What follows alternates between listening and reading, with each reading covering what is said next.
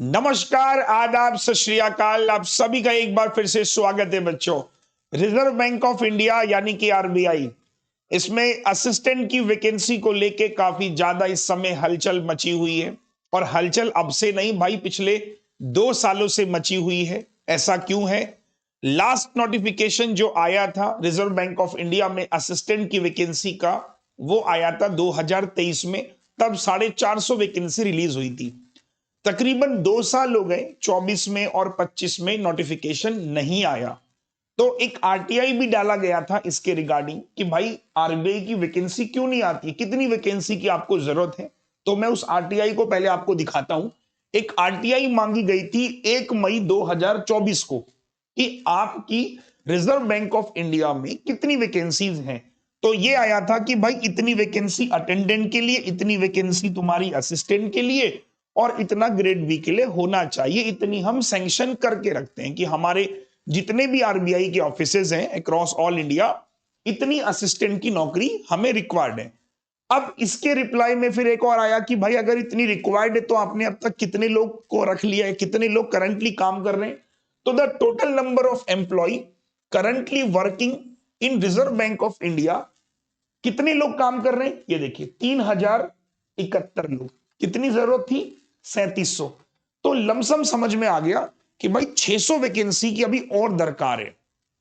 इस वजह से ये नोटिफिकेशन को लेके इस समय पूरी हलचल मची हुई है कि जो ये बची हुई 600 वैकेंसी हैं ये कब आएंगी। तो ऐसे कयास लगाए जा रहे हैं कि इस साल नोटिफिकेशन दस्तक दे सकता है, क्योंकि काफी समय से बच्चों ये नोटिफिकेशन नहीं आया था। और आरटीआई में भी कहा गया था कि अभी हमें 500-600 लोग अभी हायर करने हैं। तो अब हम इस नोटिफिकेशन को समझते हैं कि आरबीआई में अगर असिस्टेंट की मैं बात करूं तो क्या काम होता है। तो पहली बात तो मैं आरबीआई के बारे में आपको बताऊं कि रिजर्व बैंक ऑफ इंडिया जो होता है, आप सबको पता होगा, जो भी हमारे बैंक होते हैं उन सबके पापा है रिजर्व बैंक ऑफ इंडिया। ठीक है। अब रिजर्व बैंक ऑफ इंडिया, जैसे कि मैंने आपसे क्या कहा, ये जो नोटिफिकेशन है वो कंडक्ट कौन करेगा? आरबीआई करेगा। किसके लिए? To fill the vacancy for the post of assistant in various branch of RBI across India. RBI किस चीज के लिए रिस्पॉन्सिबल होता है? Maintaining records file, document verification, ensuring financial stability हमारे देश में। इसके अलावा नई करेंसी को इश्यू करना है ना। और इसके अलावा जो भी गवर्नमेंट की ट्रेजरी वगैरह, ट्रांसैक्शन वगैरह, आपको पता है ये सब काम आरबीआई के होते हैं। ठीक है। आरबीआई ही हमारे देश के पूरे मतलब ये समझ लो जो मॉनेटरी सिस्टम है उसको रेगुलेट कर रहा है। कौन? आरबीआई। ठीक है। अब अगर मैं, हालांकि मैं जे का फैकल्टी नहीं हूं, मोटा मोटा समझ लो। अब इसमें निकली असिस्टेंट की वैकेंसी, तो इसके बारे में समझते हैं। सबसे पहले लास्ट नोटिफिकेशन 2023 में आया था, 450 वैकेंसी थी। Got it. अगर मैं बात करूं कि इसकी एलिजिबिलिटी क्या होती है, एलिजिबिलिटी में आप भारत के नागरिक होने चाहिए, आप इस फॉर्म को फिल कर सकते हैं। दूसरा, आपकी उम्र 20 साल से लेके 28 साल होनी चाहिए। 20 साल से लेके 28 साल इसकी आयु सीमा है। एज रिलैक्सेशन आपको मिल जाता है as per the government norms. SC ST वालों को 5 साल का रिलैक्सेशन, मतलब वो 33 साल तक फॉर्म भर सकते हैं। ओबीसी वालों को 3 साल का रिलैक्सेशन। पीडब्ल्यूडी वालों को, जनरल कैटेगरी से 10, ओबीसी से 13, एससी एसटी से 15। एक serviceman to attend the service rendered by them in armed force plus an additional period of 3 years subject to maximum 50 years। ठीक है। इसके अलावा डाइवोर्स वेमेन है या फिर जो ऑलरेडी आरबीआई में काम कर रहे हैं, आप देख सकते हो उनको क्या क्या रिलैक्सेशंस मिलते हैं। अब मैं आगे चलता हूं कि आरबीआई का जो एग्जाम है सर, वो कब होने की उम्मीद है। इसका जो प्री एग्जामिनेशन है वो फरवरी में होने की उम्मीद है, और मेंस एग्जामिनेशन अप्रैल में होने की उम्मीद है। कोई ऑफिशियल नोटिफिकेशन अब तक नहीं निकला है, बट ऐसा उम्मीद है कि फरवरी में इसका प्री और मेंस एग्जामिनेशन इसका मार्च में जा सकता है। तो आइए समझते हैं वन बाय वन कि उम्र हमने देख ली, भारत के नागरिक आप होने चाहिए। एजुकेशन क्वालिफिकेशन क्या होना चाहिए कि बैचलर डिग्री होनी चाहिए आपके पास, 50% मार्क्स होने चाहिए। अगर आप एससी एसटी पीडब्ल्यूडीसी हैं तो सिर्फ आप पास हो जाइए, आप फॉर्म भर सकते हैं। बराबर। इसके अलावा एक बंदे को कंप्यूटर की नॉलेज होना क्या है? अनिवार्य है, मतलब कंपलसरी है। द रीजन, क्योंकि आप जानते हो सारा काम जो है वो ऑनलाइन होता है, सारा काम कंप्यूटर पर होता है, तो कंप्यूटर की नॉलेज होना जरूरी है। इसकी पुष्टि कैसे की जाती है? आपके पास कोई कंप्यूटर का वैलिड सर्टिफिकेट होना जरूरी है at the time of document verification, या फिर आपने कंप्यूटर अपने स्कूल में पढ़ा है, ठीक है सर, तो कंप्यूटर की नॉलेज होना जरूरी है। इसके अलावा अगर मैं बताऊं 2026 में जब नोटिफिकेशन आएगा तो मोटा मोटा इतनी अमाउंट की फीस होगी आपकी जनरल कैटेगरी की, और एससी एसटी वालों के लिए 50 होगा, और क्या नाम है, no application fee is required to be paid by the RBI staff. RBI में कोई अटेंडेंट की पोस्ट पे काम कर रहा है तो उसके लिए फ्री होता है, ठीक है। अच्छा, इसका जो एग्जाम का प्रोसेस है वो क्या है? 3 फेज होते हैं मेरे दोस्तों। ये 3 फेज कौन कौन से होते हैं? सबसे पहला फेज होता है बच्चों इसमें प्रीलिम्स, दूसरा मेंस, और तीसरा होता है एलपीटी। अभी एलपीटी क्या होता है वो भी समझाऊंगा। देखिए, अगर मैं प्री एग्जामिनेशन की बात करूं तो इंग्लिश, मैथ्स और रीजनिंग, इंग्लिश के 30 सवाल, क्वांट के 35 और रीजनिंग के भी 35, मतलब पेपर का पैटर्न सेम है, उतने ही नंबर का पेपर होता है, और हर सेक्शन के लिए 20 मिनट का सेक्शनल टाइम अलॉट होता है। 100 सवाल प्री में, 100 नंबर, 60 मिनट का ये पेपर होता है प्री एग्जामिनेशन।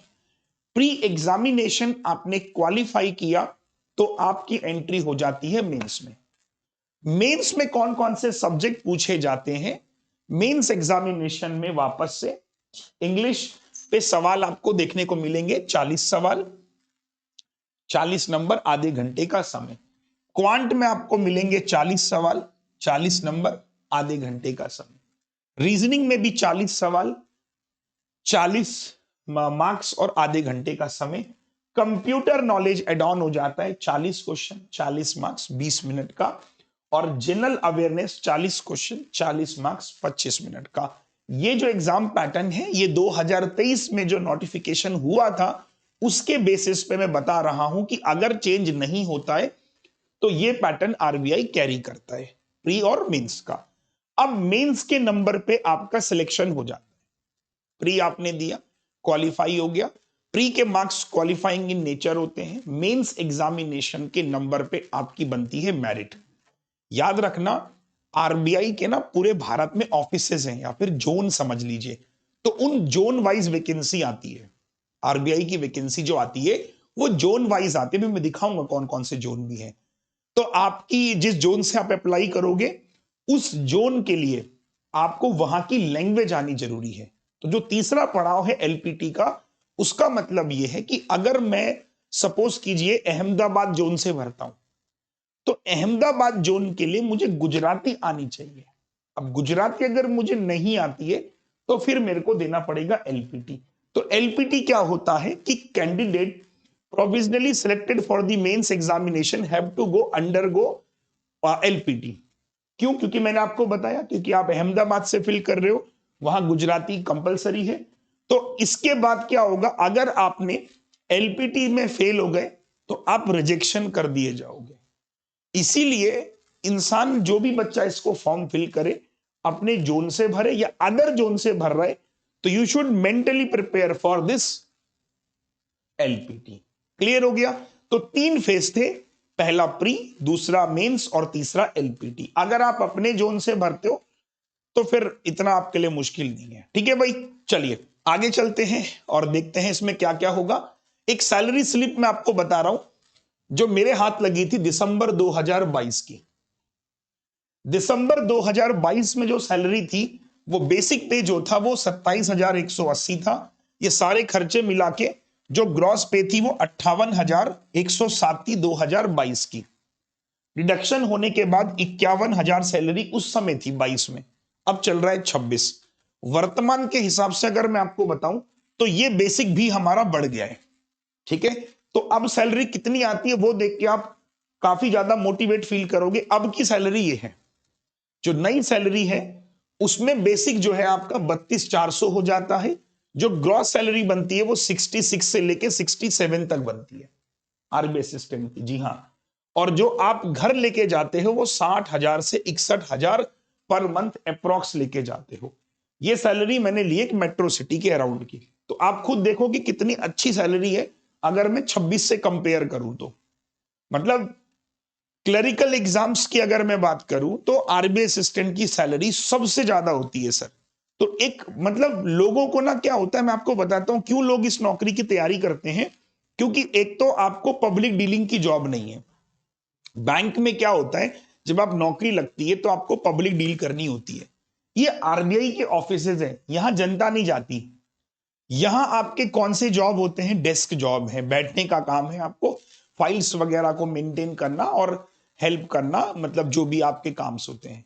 तो आप ये समझ लीजिए कि इसमें थोड़ा आपको आसानी मिल जाती है काम करने में। दूसरी मजे की बात, मंडे टू फ्राइडे आजकल बड़ा कल्चर चलता है 5 डेज वर्किंग का। तो मंडे टू फ्राइडे इसमें वर्किंग होती है, शनिवार संडे ऑफ होता है। तो आदमी को लगता है कि हफ्ते में 5 दिन में काम कर रहा हूं। ठीक है, मेरी नौकरी बड़ी फिक्स है, 9 से 6 मान लो, सुबह 9 से शाम के 6 एक टाइम ड्यूरेशन में नौकरी है। उसके बाद आपकी अपनी पर्सनल लाइफ है, सैटरडे संडे आपको मिल जाता है, तो आप अपनी लाइफ में अच्छा कर सकते हो। तो ये एडवांटेजेस हैं इसके इसके वो भी अच्छे हैं। अलाउंसेस अगर मैं आपको बताऊं, आरबीआई के काफी अच्छे अलाउंसेस हैं। आगे अगर मैं आपको बताऊं कि इसकी कट ऑफ कितनी जाती है, जैसे कि मैं आपको दिखा रहा हूं 2023 में मैंने कहा ना पेपर हुआ था, यहां पर केवल 450 वैकेंसी थी। अब आपको बस एक जगह थोड़ा लगेगा कि यार वैकेंसी 450 कम ही आती है, कट ऑफ देखो। मैंने कहा ना, देखो ये ऑफिसेज हैं, यस ऑफिसेज, अहमदाबाद, बैंगलोर, भोपाल, भुवनेश्वर, चंडीगढ़ में ऑफिस है, चेन्नई में, गुवाहाटी, हैदराबाद, जयपुर, जम्मू, कानपुर, लखनऊ, कोलकाता, मुंबई, नागपुर, नई दिल्ली, पटना, तिरुवनंतपुरम, ये ऑफिसेज हैं आरबीआई के। बराबर है ना। इन ऑफिसेज में ही वैकेंसीज निकलती हैं। अब इसकी कट ऑफ देखो, अगर मैंने नई दिल्ली से अप्लाई किया तो नई दिल्ली की वैकेंसी कहां गई, ये देखो भाई 95.50 फॉर जनरल कैटेगरी। इतनी हाई वैकेंसी, मतलब 90s में है सर, 90s में, मतलब 100 में से 94 कट ऑफ। क्यों बताओ, क्यों जा रही इतनी हाई कट ऑफ? क्योंकि मैंने क्या कहा, जितने भी लड़के बैंक में नौकरी कर रहे हैं सब इसको फिल करते हैं। आराम की नौकरी है, थोड़ी कंफर्ट वाली नौकरी है, अगर आप कंपेयर अपनी दूसरी नौकरी से करो तो यहां पर कंपटीशन अच्छा खासा होता है, वैकेंसी कम होती है, पेपर का पैटर्न भी बहुत इजी है, पेपर का जो लेवल है वो भी लो है, बहुत टफ पेपर नहीं है। तो हाई कट ऑफ जाती है, यहाँ पे स्पीड का गेम है। लेकिन मैंने कहा ना नौकरी अच्छी है, तो यहाँ पे बहुत सारे लोग आपको कंपटीशन में मिलते हैं, जिनके ऑलरेडी जो लोग जॉब कर रहे हैं, मतलब मैं मान के चलता हूं कोई आरआरबी पीओ की नौकरी कर रहा है तो वो बोलेगा भाई मेरे को ये ज्यादा बेस्ट है।